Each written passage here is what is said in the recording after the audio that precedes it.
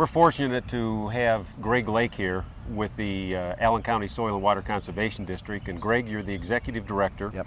That's a pretty big hat to wear. You're involved in a lot of activities. Can you share a little bit with us about the Allen County Soil and Water Conservation District and then some of the initiatives that have grown underneath your stewardship? Sure. Well, I've been with the district for 30 years and it has been challenging, but it's been a lot of fun too, because Allen County is sort of a unique county. We're being the second largest county in the state of Indiana and having, the largest county in the state of Indiana, but yet having the second largest city, where you've got a really interesting mix of urban resource concerns, agricultural resource concerns, and we've got three rivers here that sort of serve as the lifeblood to this community, but yet most folks sort of dismiss them and really don't even give any credit to the fact that we have such a tremendous resource here in our community. And so from that, over the course of the years of my being with the district, it's been an interesting and exciting change. We've started to work on issues based on watersheds, and it makes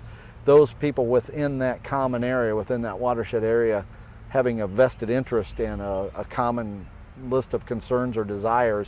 It brings a group together and it makes it a lot more, first of all, tangible and feasible to get some things accomplished, but you get a lot more commitment, it feels like, when they're a part of what they're working on. So over the course of the last several years, using a watershed approach, we've seen the formation of our first, what I would call, major watershed project, and Sharon Hall will be here to address that a little bit, but that's the St. Joseph River Watershed Initiative. Fort Wayne, the city of Fort Wayne, being a strong supporter, as well as others, of that initiative since it began clear back in the mid-1990s. I think it was 1996 when we really got that program up and going officially. And then following that, here a few years ago, a focus has grown and to the point now that we've got a full-time person on board working in the St. Mary's watershed, which is the watershed feeding in from Ohio to the south coming into Fort Wayne.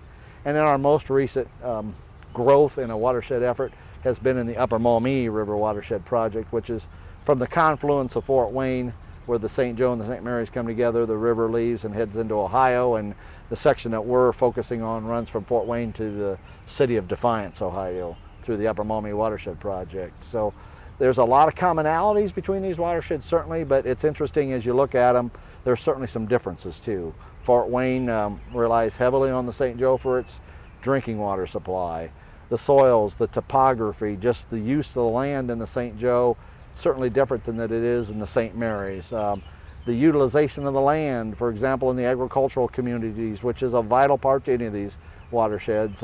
Since we are in the Midwest, ag is still king in a sense as far as land use. The St. Mary's watershed, very productive agricultural land, a lot of livestock industry down there. So, as well as a lot of very intensive subsurface drainage. So each of those brings in a sort of a unique sort of interest or slant to the issues or the concerns that we want to address. And the agricultural community down there is certainly willing and is stepping forward to help work with that through our St. Mary's Watershed Project.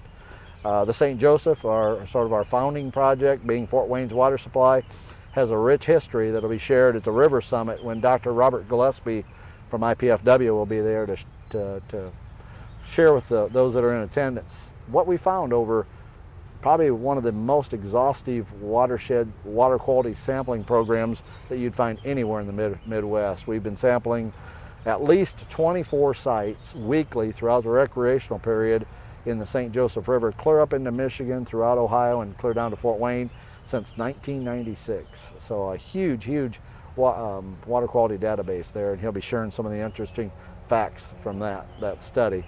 The Upper Maumee project, sort of unique in the sense that a few people know that, but as you leave Fort Wayne and you travel east, you're actually traveling into an old glacial lake bed, old Lake Maumee, and what's left of the glacial lake is now Lake Erie, which is the ultimate receiver of our waters from here in this section of northeastern Indiana. So 3 watershed projects, great opportunity to have them all working together. I think it's great to have the opportunity that the concerns and interests that are common amongst all, just like with the River Summit that's coming up, is a great opportunity for us to capitalize on that cohesiveness and that synergy, but yet each thing can go back and address their own individual water quality or watershed concerns. So, Greg, you had mentioned that Allen County is the largest county and that we have two rivers coming together and forming a third one.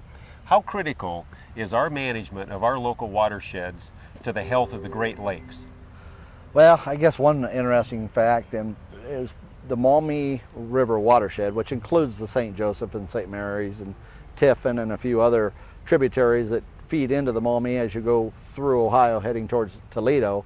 That is the single largest source of both sediments and water, of course, of any of the tributaries out of any of the Great Lakes by far. And so certainly what we do and what happens here on the land in and around Allen County and the surrounding counties and throughout Ohio can have a major impact on Lake Erie. In fact, one of the real concerns that we're all dealing with right now with a bit of hesitancy because we're not quite sure of the concern, but it seems like the regrowth of the problem of phosphorus in Lake Erie is starting to generate itself again to the point that we see some serious, very serious algal blooms in Lake Erie, and they've reformed again here in 2011. So that's certainly one of the premises that are concerns that we're all working on. But yeah, certainly agriculture is a part of that, but urban, which is a sector of our community that also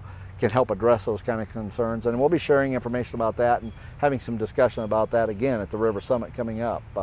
Each has a part of that. Each plays a vital part in that concern and can be a big part of helping to try to alleviate that concern.